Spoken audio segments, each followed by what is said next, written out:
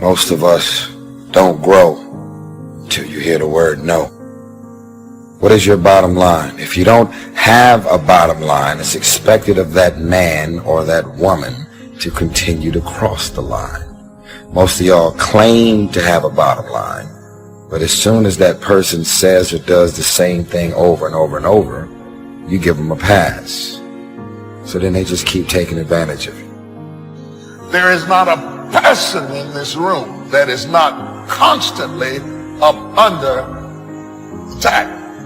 No matter how blessed you've been, no matter how successful, no matter how accomplished, no matter how fruitful you are, somewhere in your life, you are either being attacked or about to be attacked in some area of your life.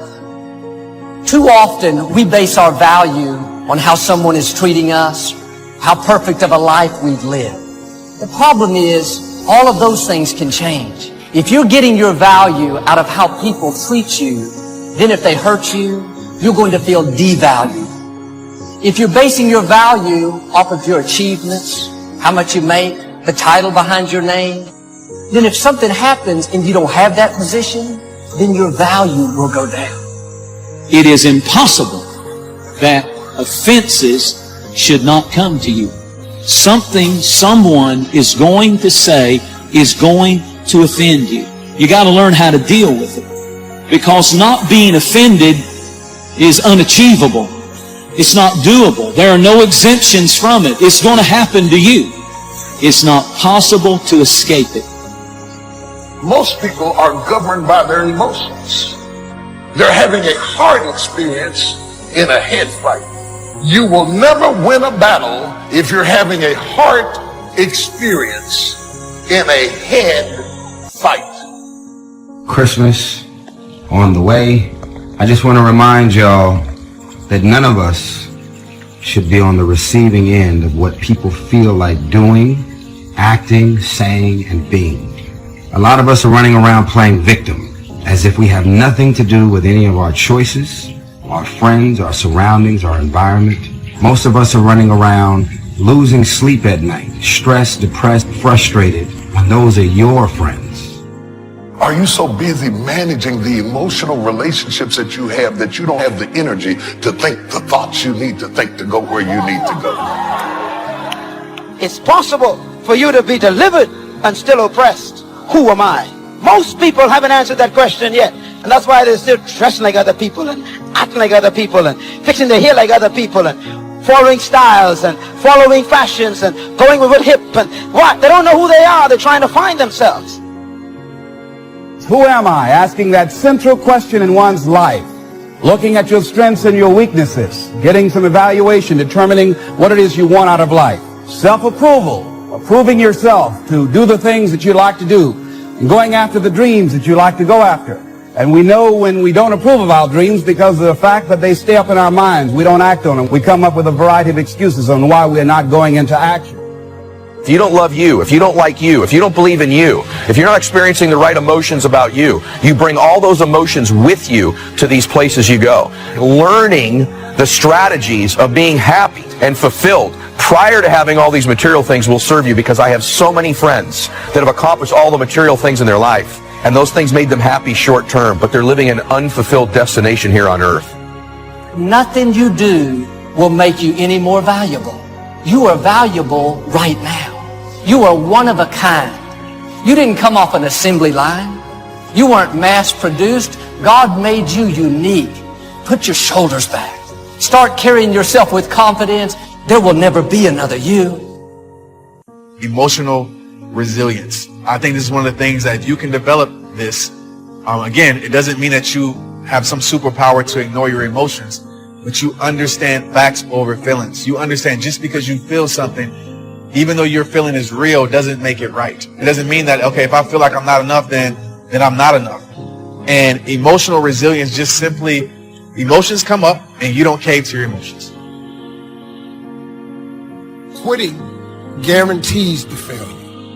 Once you quit, it rules out any chance of succeeding. And if God is waking you up continually, that's a sign from God that he ain't through with you, that he has something more for you in store that he hasn't given to you yet. That's why you wake up every day. What are you doing now? You're still here breathing. That means you've got some more to give. Doesn't matter how old you are, doesn't matter about where you are, doesn't matter about what you have. Life is about growing, it's about being productive, it's about stretching, it's about challenging yourself. So you start looking around and decide, hey, what else do I want to do? What got me here? What worked? What did not work? What do I need to do to repeat so that I can get the same kind of results in other areas of my life? True strength, it doesn't show when you feel like doing something. True strength is shown when you don't feel like doing it and you still show up and do it. Like, that's when true character is revealed, right? The hard times reveal the true character, not great times. I would start my day off, I would construct my day with being uncomfortable. Why? Because when I conquer that, when I push through that, I know I have no choice but to grow. If you're the smartest one in the room, you're in the wrong room. You want to get around the right people. You want to be in a room with people that you can learn from, that you can grow from, people that enhance you, people that inspire you, people that bring out the greatness in you. You want to be around people who compliment you, people who empower you. It is your own discipline that acts as the magic catalyst to give substance and depth to your ambition, to achieve your own plans and dreams, to have what you want to have, and to become what you want to become. Your consistent self-discipline is the magic catalyst.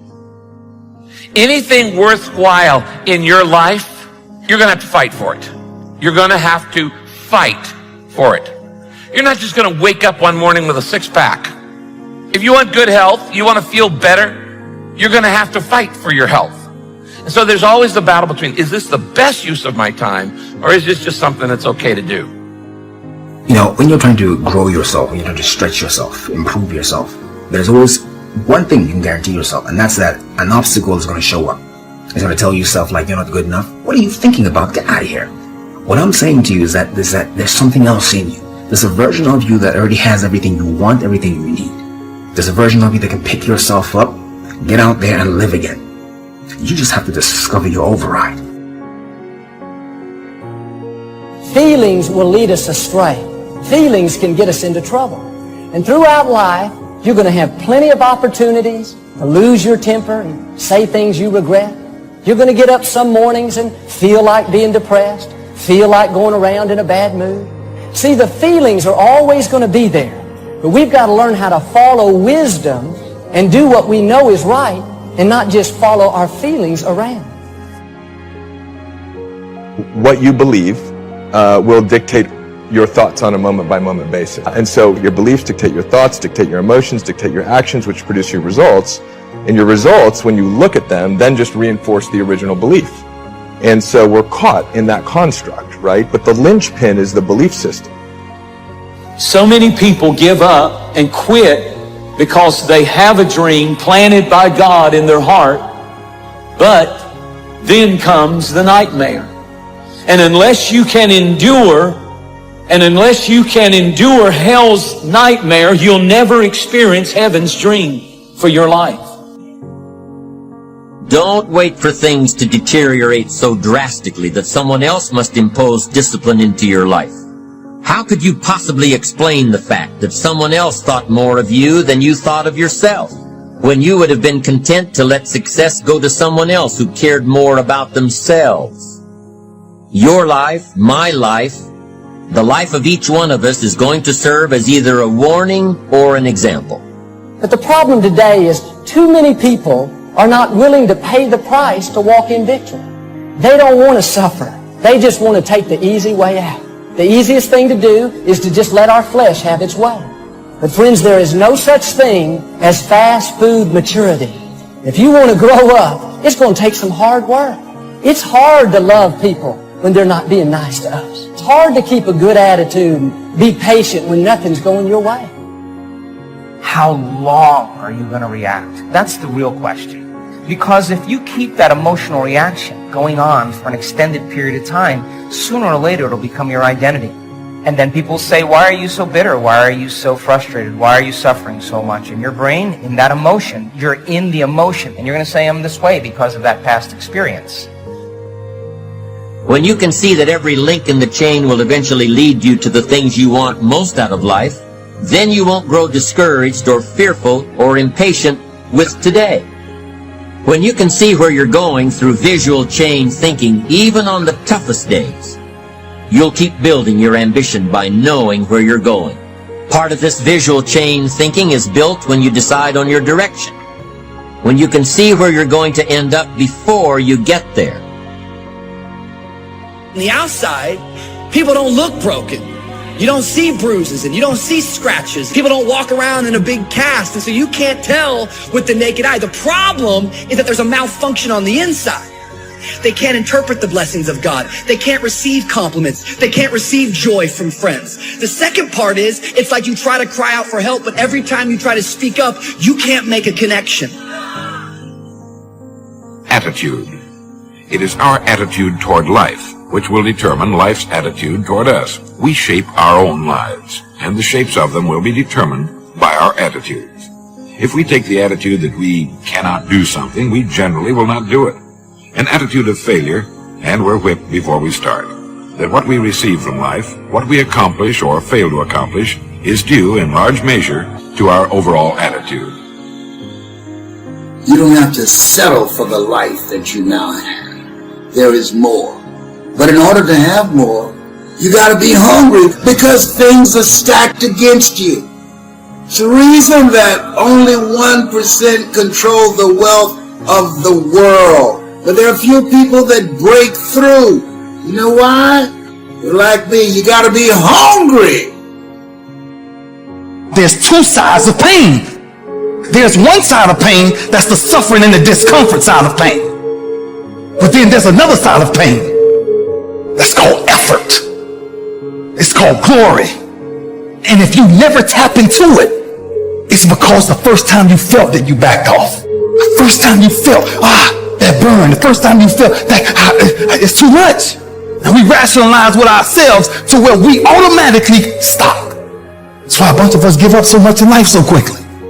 But suppose I told you the greatest pain of my life is the reason I'm standing here today. See, sometimes we think the pain is what controls us. It's actually our subconscious mind that if we ever tapped into that, that's what dictates most of our lives. And literally what I've learned in these moments is that I have to stop listening to myself and I have to start talking to myself. I'm like, Rich, you're great. I'm like, looking at me like, you can do this. Rich, you can handle this. Rich, this is not a big deal. Rich, this will pass. You're amazing. Rich, this too shall pass. You got to find ways to increase your sense of self-appreciation, because if you don't, you're bombarded with negative stuff every day that beats you down, and you will find yourself unconsciously engaged in self-destructive behavior. If you don't program yourself, life will program you. You got to get grounded. You got to train your mind to serve you. Just make up your mind. This is not going to control you. You have got to make a declaration. This is what you stand for. You're standing up for your dreams. You're standing up for peace of mind. You're standing up for health. You want it. And you're going to go all out to have it. It's not going to be easy. When you want to change, it's not easy. If it were in fact easy, everybody would do it. But if you're serious, you'll go all out and say, in spite of this, I'm in control here. I'm going to turn this situation around. I'm not going to sit back and moan and cry over what happened and what went wrong and who did what. I'm going to do something about this situation. When God gives you a dream, the dream will always be tested. The pressure in your life right now has a purpose. It's not crushing you. It's pushing what's on the inside of you out. It shows you who you are. It's a dog fight. It hadn't been easy. It's a dog fight. The road hadn't been success. Like it's just a paved road, and like E.T. go this way. It's been rough. It's been crooked. It's been hard. But I've made up in my mind that I will get a reward for the pain that I go through. I will not stop in the middle of the process. I will not be defeated. I will not be destroyed. I will take everything that happens in my life and I will allow the pain to push me to greatness. You will not break me. You will not stop me. You will not defeat me. The only way I lose is if I quit. It's going to be a dog fight. I choose to fight Fuck! Life is rough. You can allow it to destroy you, or you can allow it to build you up. Draw the line, ladies and gentlemen, and just say enough is enough. Get out of that narrow-mindedness. Get out of that defeated mentality. Get away from that circle. Get away from those people that don't wish you any good. Get away from those people that don't want you to succeed. Get out of the tent. Get out! There's nothing as powerful as the human spirit. You can't destroy it. You can pervert it, but you can't destroy it. If you lose a job, keep the faith. If you lose a spouse, keep the faith. If you have to downsize, keep the faith. If you have to move in with your mama, keep the faith. If you're at your wit's end, keep the faith. If you have to catch the bus, keep the faith. If you have to tub, keep the faith. If you get sick, keep the faith. If you lose the kidneys, keep the faith. If you got heart trouble, keep the faith. You might not get a new heart, but you got to keep your faith. If you can't fly, run. If you can't run, walk. If you can't walk, crawl. But by all means, keep moving.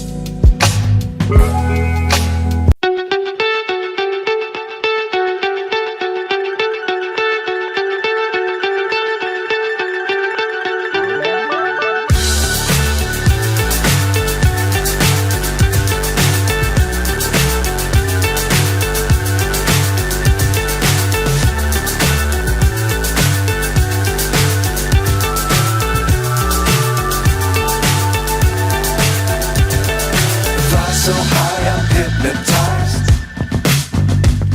What's up is down, what's left is right. Chasing stars and holding you.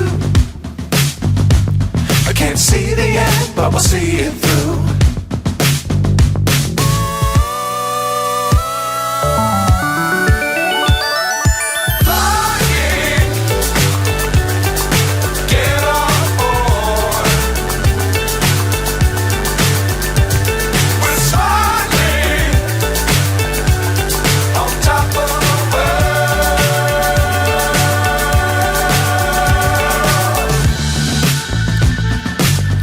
Times don't fly too high.